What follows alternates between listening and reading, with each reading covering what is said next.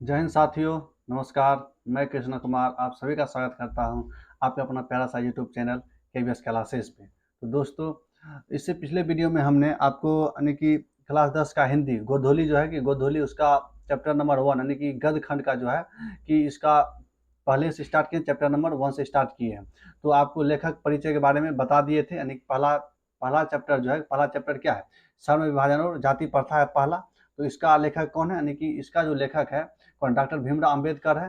तो जब डॉक्टर भीमराव अंबेडकर के बारे में यानी कि लेखक के बारे में हमने आपको इससे पिछले वीडियो में बता दिए हैं। तो दोस्तों, अगर आप वीडियो देखते हैं तो यकीन मानिए कि आपको जो है कि दूसरा वीडियो देखने की आवश्यकता नहीं पड़ेगी। तो चलिए वीडियो को स्टार्ट करते हैं। लेकिन वीडियो को स्टार्ट करने से पहले आप जो है वीडियो को लाइक कर दीजिए, उसके बाद वीडियो को देखिएगा। देखिए क्या कहता है पहला चैप्टर में, यानी चैप्टर का नाम है क्या चीज? सर्ण विभाजन और क्या चीज? और जाति प्रथा। यानी कि सर्ण मतलब क्या होता है? इस सर्ण जो है, सर्ण मतलब क्या होता है कि पनी की काम करने वाले की लेबर, क्या चीज? लेबर। अगर कोई भी, अगर हम आप अभी आपको क्या चीज हिंदी पढ़ा रहे हैं तो यह भी एक प्रकार का क्या हुआ? सर्ण हुआ। और विभाजन यानी कि विभाजन हुआ। विभाजन मतलब क्या? अलग अलग करना, क्या चीज?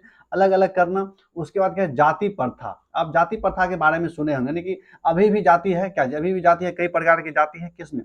भारत में, बिहार में। अब आप जिस स्टेट से बिलोंग करते हैं उस स्टेट में भी जाति होगा। तो वही हुआ क्या चीज? जाति। जाति प्रथा जो है, जाति तो जाति है ही है, लेकिन जाति प्रथा का मतलब है कि पहले क्या होता था कि कोई विशेष जाति कोई विशेष काम के लिए फेमस होता था। जैसे कि सम क्या अभी देखिए क्या चीज? नाई जो है, क्या नाई यानी कि ठाकुर जो है, देखिए ठाकुर पंडित को भी क्या चीज कहीं कहीं ठाकुर कहते हैं, लेकिन वो ठाकुर नहीं।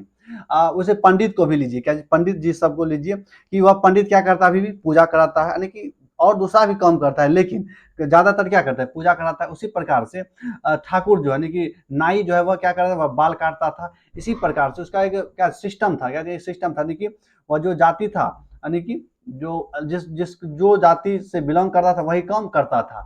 वह इसका क्या है? चैप्टर का सरय है, क्या जी? श्रम विभाजन और जाति प्रथा। अब देखिए इसका ये नाम क्यों रखा, आगे जब कहानी पढ़ेंगे उसके बाद आपको समझ में आएगा।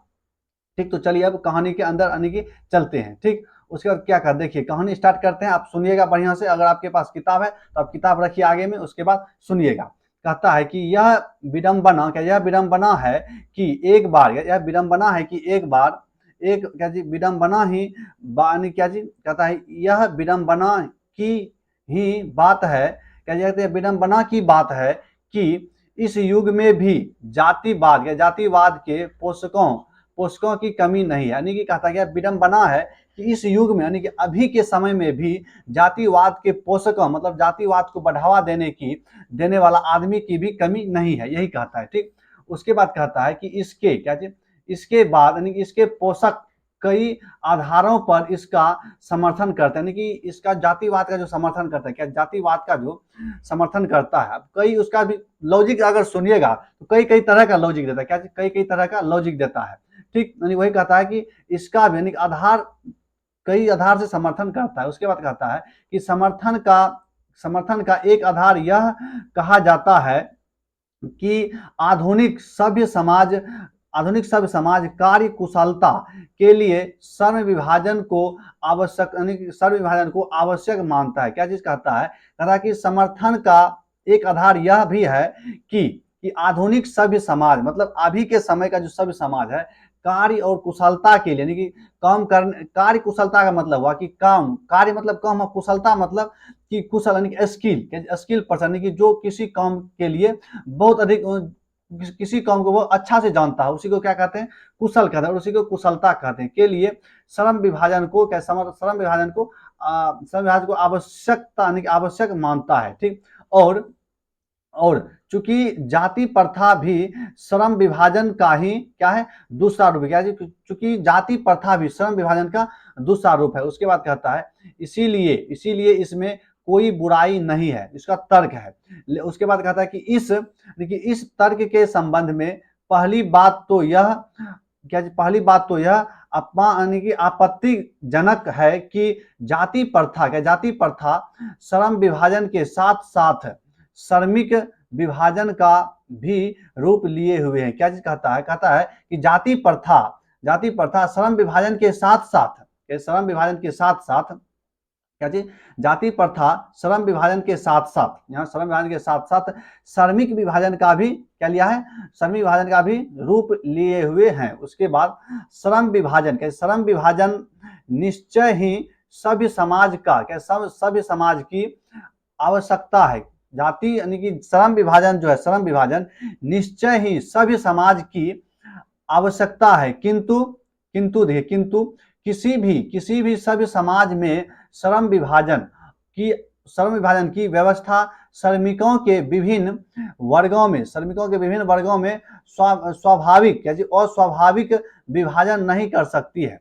भारत की जाति प्रथा की एक और विशेषता यह है कि यह श्रमिकों का अस्वाभाविक विभाजन ही नहीं करती, बल्कि विभाजित वर्गों को एक दूसरे की अपेक्षा ऊंच नीच का भी करार देती है। यानी कि क्या चीज, जाति व्यवस्था जो है सिर्फ कौम को नहीं बांटता है, एक दूसरे को, एक जात से दूसरे जात को ऊंच नीच का भावना भी प्रकट करती है, वही कहता है। ठीक, उसके बाद कहता है कि जो कि विश्व के किसी भी समाज में नहीं पाया जाता। यानी कि जो भारत में श्रम विभाजन का जो रूप है, श्रम विभाजन जो है, श्रम विभाजन कौम के आधार पर बांटा गया है, लेकिन जाति के आधार पर जो बांटा है उस सब चीज ठीक है, लेकिन दिक्कत यहाँ आता है कि उसको ऊंच नीच के पलड़ा में तौलने लगता है। यानी कि जैसे कि समझिए क्या जी, ब्राह्मण उच्च जाति का है, SC ST नीच जाति का है, इसी सब प्रकार इसी को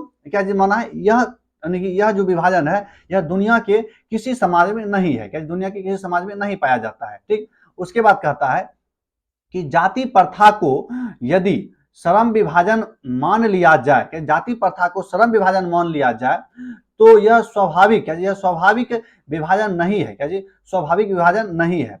क्योंकि यह मनुष्य की रुचि पर आधारित नहीं है। क्या जी, मनुष्य के रुचि पर आधारित नहीं है। मतलब हुआ कि मान लीजिए कि अगर कोई नाई है तो उसको फिक्स कर दिया जाएगा कि तुम सिर्फ बाल ही काटेगा। अगर उसका मन होगा कि दूसरा काम करने का तो उसको समाज जो है उसको करने के लिए नहीं देगा। यही कहता है क्या चीज, यानी कि विभाजन नहीं है। ठीक, क्योंकि मनुष्य की रुचि पर आधारित नहीं है। उसके बाद कुशल व्यक्ति, यानी कि कुशल व्यक्ति जो दूसरे काम में एक्सपर्ट है तो वह कुशल व्यक्ति हुआ। ठीक, या सक्षम श्रमिक, यानी कि जो मजदूर सक्षम है किसी काम को करने के लिए। ठीक, तो यह सक्षम मजदूर, सक्षम श्रमिक समाज का निर्माण करने के लिए यह आवश्यक है कि हम व्यक्तियों की क्षमता इस सीमा तक विकसित करें जिससे वह अपने पैसा या कार्य का चुनाव स्वयं कर सके। यानी कि कहता है कि हम समाज को इस तरह से विकसित कर दें कि कोई व्यक्ति अपने काम को या अपने पैसा को स्वयं अपने से स्वयं से चुनाव कर सके कि हमको क्या करना है। ठीक, समाज को इस तरह से विकसित करें। उसके बाद कहता है कि इस सिद्धांत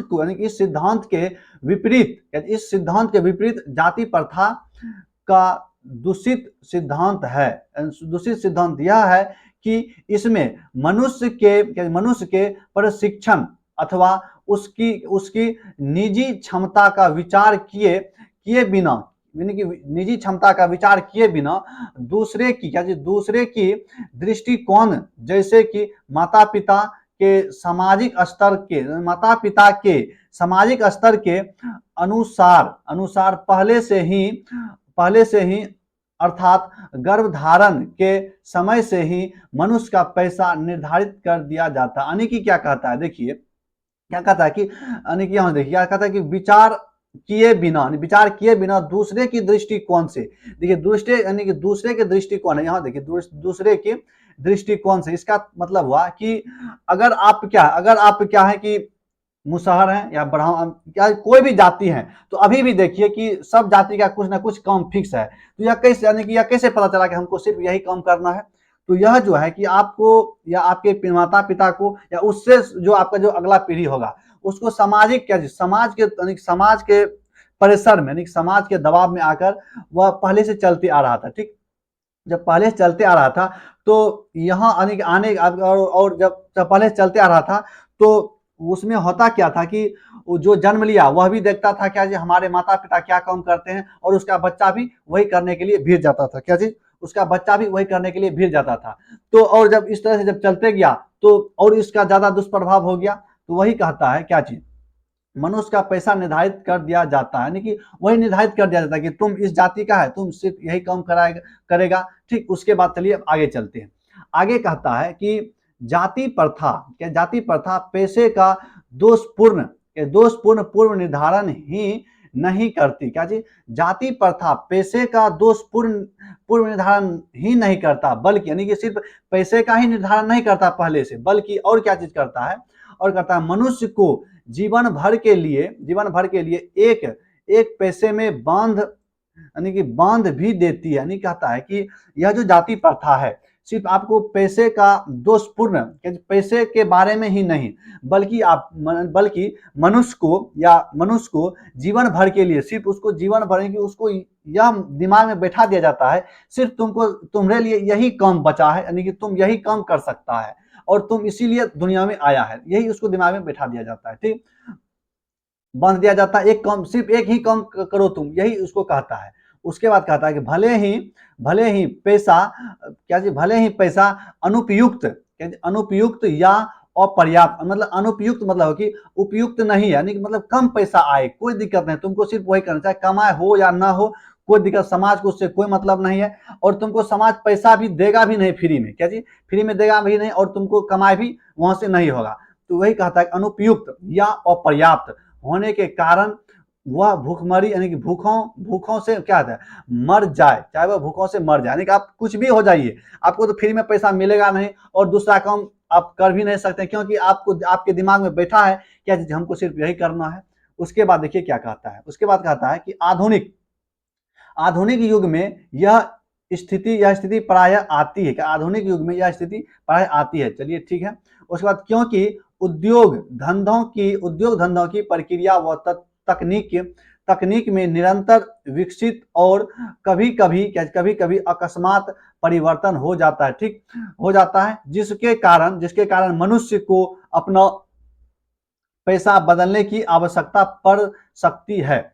और यदि प्रतिकूल परिस्थितियों में भी मनुष्य को अपना पैसा बदलने की स्वतंत्रता न हो तो इसके लिए भूखों, यानी कि भूखों मरने के अलावा क्या चारा रह जाता है। यानी कहता है कि अगर अभी के समय में, अभी तो चलिए फिलहाल कम यानी कि बदल भी लेता है, लेकिन पहले इससे 100 साल पहले जाइएगा तो यह व्यवस्था नहीं था कि आप कोई भी काम नहीं कर सकते हैं।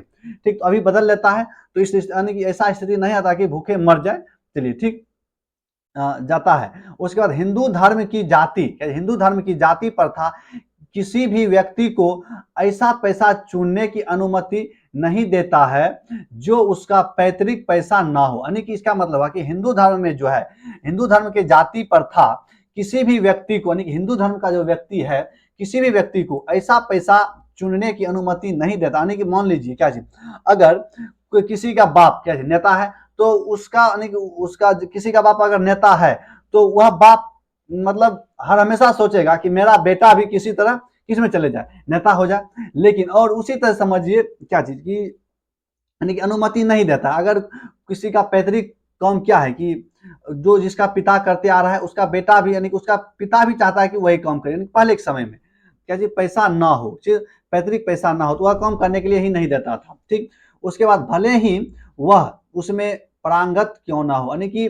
कहता है भले ही उसमें पारंगत, यानी कि पारंगत मतलब क्या हो कि उसमें पूरा क्या जी इमारत हासिल, यानी कि महारत हासिल कर लिया हो। जैसे कि कोई व्यक्ति देखिएगा क्या जी कोई भी काम में बहुत एक्सपर्ट होता है लेकिन उसका पैतृक कार्य नहीं है तो उसको जो है कि समाज में काम करने के लिए नहीं देता है।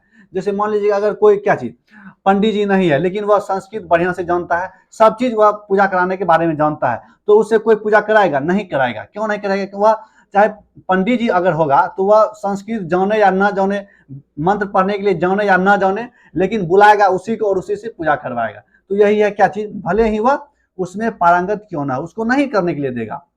उसके बाद इस प्रकार पैसा पैसा परिवर्तन की अनुमति क्या होता है, अनुमति क्या अनुमति न देकर जाति प्रथा का भारत में बेरोजगारी का एक प्रमुख व प्रत्यक्ष कारण बन जाती है। क्या बेरोजगारी का एक क्या जाति प्रथा बेरोजगारी का भी एक प्रमुख कारण बन जाता है। किस प्रकार से बनता है अब आप देख लिए। तो आई होप आपको इतना क्या चीज यह जो है कि पहला पेज आपको समझ में आ गया होगा। तो आज की इस वीडियो में इतना ही रखेंगे। आई होप आपको समझ में आ गया होगा। अब इससे अगले वीडियो में इस पैराग्राफ से चलेंगे। ठीक, तो चलिए आज के लिए इतना ही। जय हिंद, जय भारत।